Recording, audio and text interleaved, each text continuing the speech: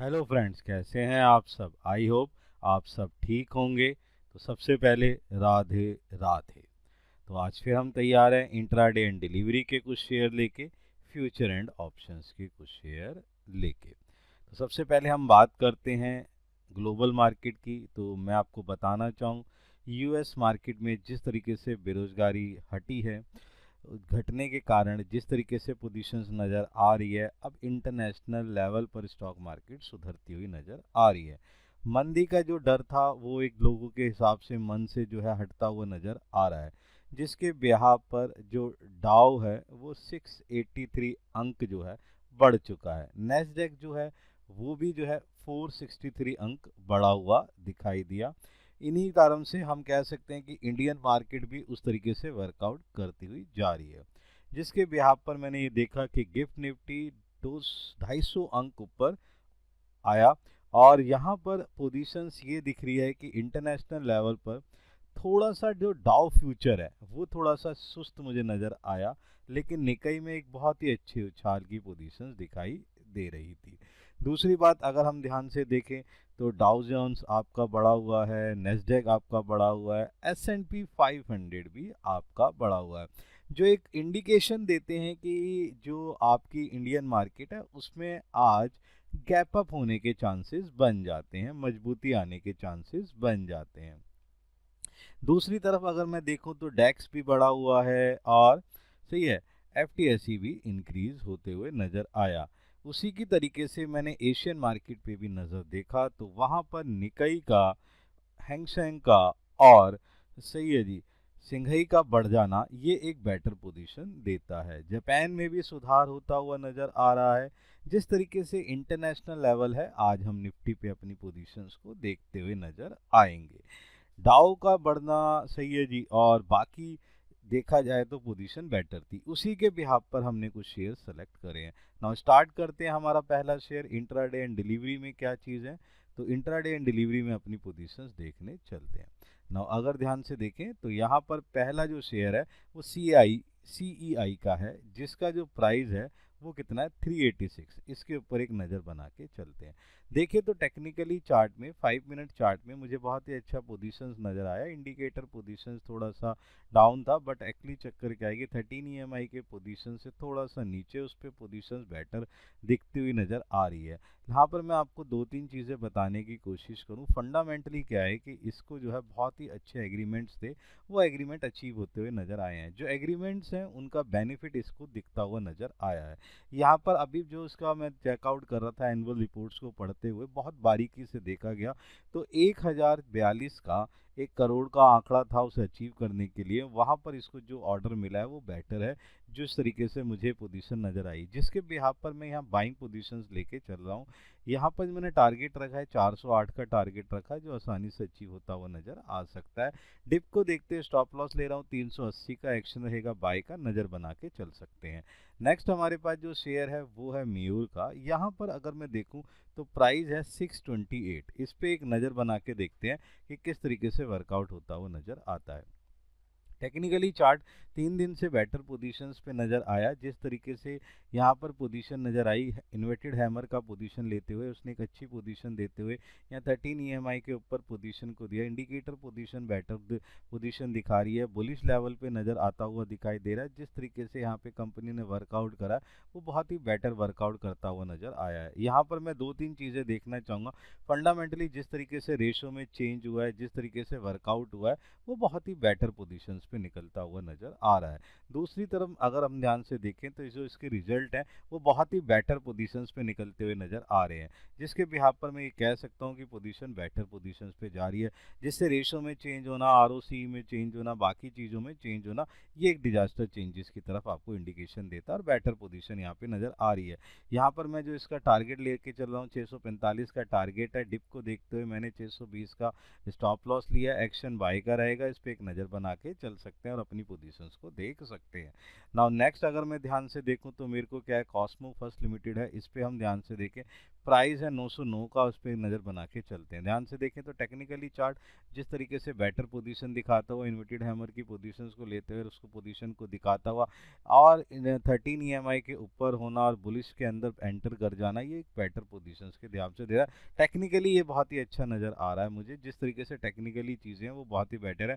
Fundamentally अगर मैंने देखूँ तो बैलेंस शीट के अंदर जिस तरीके की पोजीशंस मुझे नज़र आई, बहुत ही शानदार पोजीशन जिस तरीके से नज़र आ रही है, कैश फ्लो और फंड फ्लो में होते हुए चेंजेस भी बहुत ही बेटर मुझे नज़र आए, जिसके बिहाफ पर और जहाँ पर ये चार्ट और नतीजे दोनों में बहुत ही बेटर निकला है, जिस तरीके से मैं कह सकता हूँ एक अच्छा वर्कआउट करता हुआ नज़र आ सकता है। आप इस पर एक नज़र बना के चलें, पोजीशन देख सकते हैं। यहाँ पर मैं जो इसका टारगेट ले रहा हूँ 965 का टारगेट लिख रहा हूँ, जिस तरीके से मुझे लग रहा है ये अचीव होता हुआ नज़र आ सकता है। स्टॉप लॉस जो हम यहाँ पे ले रहे हैं वो है 895 का, इसको मैं टिक कर देता हूँ।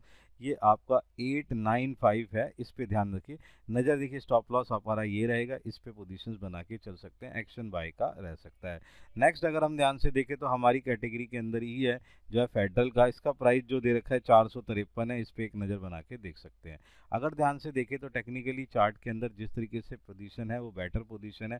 3 दिन के अंदर अंदर जिस तरीके से इसने रिसीव अपनी पोजीशन बढ़ाई है, बहुत ही अच्छा पोजीशन। टेक्निकली चार्ट पोजीशन बहुत ही बेटर नज़र आता हुआ नज़र आया। 13 EMI की क्लोजिंग कल भी थी, परसों भी थी, जिस तरीके से पोजीशन मुझे नज़र आ रही है टेक्निकली चार्ट बहुत ही बेटर पोजीशन दे रहा है। दूसरी तरफ अगर मैं फंडामेंटल देखने की कोशिश करूं, कैपिटल एम्प्लॉयड में होती हुई चेंज, पीई रेशियो में होता हुआ चेंज, ईपीएस में बदलता हुआ सुधार और जिस तरीके से रिजल्ट पोजीशन है वो बेटर होता है, एग्रीमेंट के वर्कआउट को होता हुआ दिख रहा है मुझे। और दूसरा मैं क्या कह रहा हूँ कि जो रेजिडेंशियल के पास ट्रेड कर रहा है ये शेयर जो है बहुत ही अच्छा ब्रेकआउट के थ्रू के पोजीशन में चल रहा है, मुझे यहाँ दिख रहा है कि ये अच्छा वर्कआउट करता हुआ नजर आ सकता है। रेशियो में होते हुए सुधार के कारण यहाँ पर जो टारगेट ले रहा हूँ 490 का टारगेट ले रहा हूँ। डिप को देखते हुए मैंने स्टॉप लॉस लिया 440 का, एक्शन रहेगा बाय का, इस पे एक नज़र बना के चल सकते हैं। नेक्स्ट है हमारा तालाना प्लेटफॉर्म, इसका जो प्राइस है वो 958 है, इस पे एक नज़र बना के चल सकते हैं। टेक्निकली चार्ट बहुत ही बेटर नज़र आ रहा है। 13 EMI के ऊपर पोजीशन जिस तरीके से क्लोजिंग दी है वो बेटर पोजीशन है,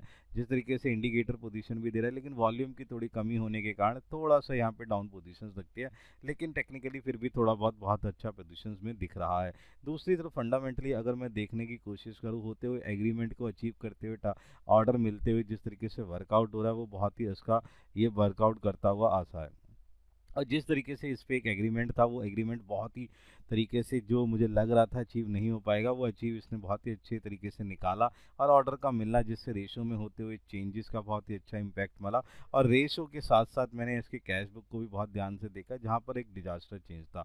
नोट्स ऑफ अकाउंट के अंदर भी चेंजेस को देखते हुए बहुत ही अच्छा वर्कआउट है यहाँ पर। उसके बिहाफ पर मैं जो टारगेट ले रहा हूँ 1040 का टारगेट ले रहा हूँ। डिप की पोजिशन को देखते हुए 935 का हमारा स्टॉप लॉस रहेगा, एक्शन रहेगा बाय का, इस पर रखिए नज़र, अपनी पोजीशंस को बना सकते हैं।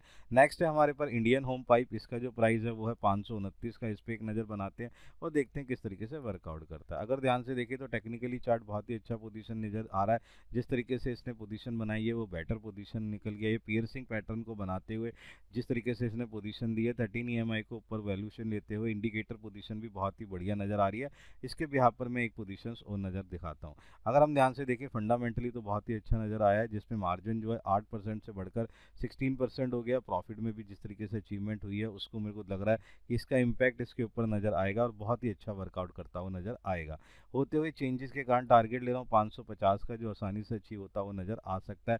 डिप की पोजीशन को देखते हुए हमने यहाँ पे स्टॉप लॉस लिया है 520 का, एक्शन रहेगा बाय का, बना के रखें नज़र और इसका फ़ायदा उठा सकते हैं आप।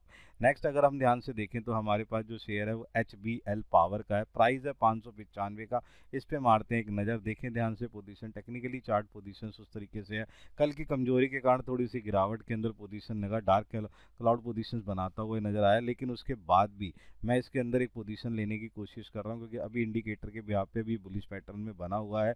दूसरी तरफ जिस तरीके से रेशो में होते हुए चेंज और फंडामेंटली में होता हुआ सुधार जो बैलेंस शीट के सुधार को दिखाता है, एसेट्स की पोजीशंस को दिखाता है, मुनाफा जो है 52 करोड़ से बढ़कर जिस तरीके से 80 करोड़ हुआ है उसका बहुत ही अच्छा बेनिफिट मुझे नज़र आ रहा है। इसके बिहाफ पर मैं ये पोजीशंस बनाता हुआ नज़र आ सकता हूँ।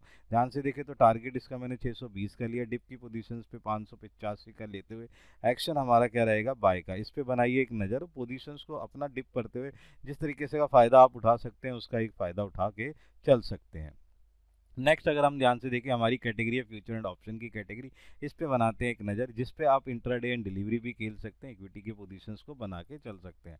तो यहाँ पर अगर मैं ध्यान से देखूँ तो जो हमारे पास पहला शेयर है वो है बायोकॉन का, 340 का प्राइस है। इस पे अगर मैं ध्यान से देखूँ इंडिकेटर की पोजीशन पे, डाउन पोजीशन के बाद परसों इसमें एक बहुत ही अच्छा उछाल आया था, उसके बाद एक गिरावट नज़र आई है जो मुझे एक बहुत पोजीशन दिखा रही है 13 EMI के नीचे होने के कारण। लगातार 4 दिन से उसकी 4 से 5 दिन उसमें 13 EMI के नीचे होने के कारण जिस तरीके से पोजीशन लग रही है, अभी भी वो डाउन पोजीशन दिखता हुआ लग रहा है। दूसरी तरफ फंडामेंटली जब मैंने इसकी बैलेंस शीट और रेशोज़ में चेंज करते हुए देखा और बदलाव के हिसाब से देखा, तो मार्जिन को 20% के हिसाब से गिरते हुए देखा। जिस तरीके से जो पहले था 20%, अब गिर के जो है 18% हो गया, जो इस तरीके से पोजीशन दिखा रहा है। जिस तरीके से मार्जिन और उसमें चेंजेज आए हैं, वहाँ मुझे लग रहा है कि पोजीशन जो है एक ख़राब पोजीशन मुझे दिख रही है, इसलिए मैंने इसमें सेल पोजीशन का हिसाब लिया है, टारगेट लिया है 330 का। सही है। डिप को देखते हुए, जिस तरीके की पोजीशंस और बाकी पोजीशंस को देखते हुए, यहाँ पर मैं जो ले रहा हूँ वो ले रहा हूँ स्टॉप लॉस जो ले रहा हूँ 345 का। एक्शन रहेगा सेल का, इस पे आप एक नज़र बना के चल सकते हैं शॉर्ट सेल पोजीशंस के अंदर। नेक्स्ट अगर हम ध्यान से देखें, MCX फ्यूचर है जिसका प्राइस है 4226 का, उसके हिसाब से पोजीशन देखते हैं और वर्कआउट करते हुए देखते हैं। ध्यान से देखिए तो टेक्निकली चार्ट जिस तरीके से नज़र आ रहा है वो थोड़ा सा डामाडोल नज़र आ रहा है, कभी अप कभी डाउन, कभी अप कभी डाउन की पोजीशंस पे है। जिस तरीके से वॉल्यूम लेवल भी कल बहुत ही ज़्यादा गिरावट के पोजीशंस में थे और ये वेरी बुलिश लेवल पे चल रहा है। लेकिन यहाँ पर एक और चीज़ जो मुझे चेंज आई है, जिस तरीके से CU का चेंज हो जाना और उसके अंदर क्या है कि वर्कआउट होना, और प्रवीणा राय जिस तरीके से इनकी नई CU बनती हुई नज़र आ रही है और उनका बहुत ही अच्छा फीडबैक पीछे से बहुत ही अच्छा रहा है, और मुझे लगता है कि जिसका इस तरीके की एग्रीमेंट के पोजीशंस पे मुझे होता है कि सुधार होता हुआ नज़र आ सकता है। आज उनके इस चीज़ों पर बहुत ही अच्छा इस पे इम्पैक्ट नज़र आएगा, इसलिए मैंने इस पे बाई की पोजीशन बना रखी है। अगर मैं ध्यान से देखूं तो इसलिए मैंने 4320 का इसके ऊपर चीज़ पोजीशन लिया है। डिप को देखते हुए अगर मैं ध्यान से देखूं तो यहाँ पर मैंने टारगेट के लिए साथ साथ स्टॉप लॉस 4200 का लिया। एक्शन रहेगा बाय का। पोजीशंस आप ध्यान से रखिए, प्रवीणा राय के बनने के बाद इस तरीके की चीज़ में हो सकता है कि चूज बदलता हुआ नज़र आ सकता है। नेक्स्ट अगर हम ध्यान से देखें तो हम अपनी पोजीशंस के अंदर चलने की कोशिश करें तो हमारे पास जो शेयर है उसके अंदर आता है एस्ट्रल का, 2080 का इसका है। पुट का पोजीशन लेना है, 75 का टारगेट रहेगा। इस पे हम पोजीशंस बनाते हुए चल सकते हैं। ध्यान से देखते हैं इसकी पोजीशन को।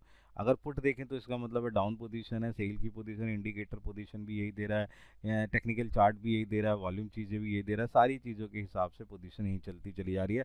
फंडामेंटली देखूँ तो वो भी इस तरीके का ही चीज़ दे रहा है। 52 करोड़ का जो हमें अनुमान था उसके ब्याज पर जो एक्चुअली चक्कर है पोजीशन वो बढ़ के नहीं आई है, और 150 करोड़ का जो हम सोच के चल रहे थे प्रॉफिट, वो अब 120 करोड़ का रह गया।